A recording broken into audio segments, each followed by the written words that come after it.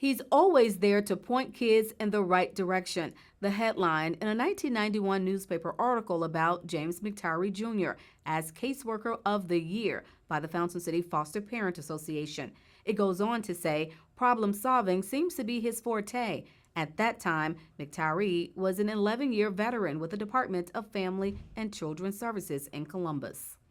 He was a supervisor at DFACS, and then he eventually became, over the adoption department, he became this manager. And a counselor in Muskogee and Harris County schools. The Spencer High School graduate received his undergraduate degree from Mercer University and went on to receive his doctorate in psychiatry from Alabama State University, teaching at the University of Phoenix as a professor. He was just a wonderful man. He's always wanted to help people, and he always knew how to pray.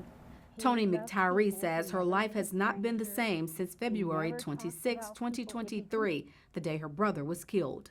I love my brother dearly. He was my heart. When he left, a part of me left, and I wanted to go with him. God wouldn't let me go. Let's go back to the night before he was shot and killed. I understand you were the last person to speak to him in your family. He called me that night around 9 o'clock, and we always talk about God. He asked me how I'm doing, and I told him I was well. He said, Tony, do you have your ticket? I said, yeah, I've been had my ticket. He said, I'm ready. I got mine. If the train comes tonight, I'll be ready. The so-called train they called death did come the next morning around 6 o'clock.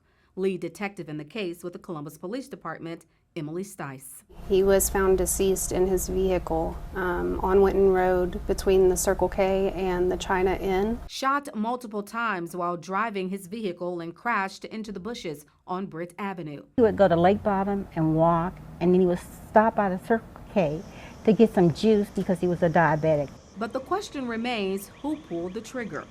They said it was a gentleman that was in the store, and maybe my brother put out his wallet.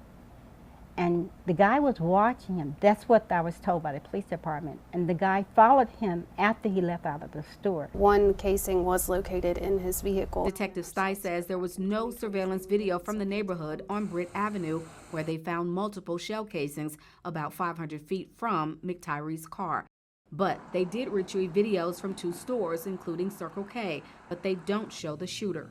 Childhood friend Gladys Williams Tillman. You think it might not be of value, but it will be. Please reach out. Please put our hearts at ease, because he was an amazing man, and my other brother from another mother. But whatever you can do to help solve my brother's murder, it would be great. I can't describe the peace that I would have.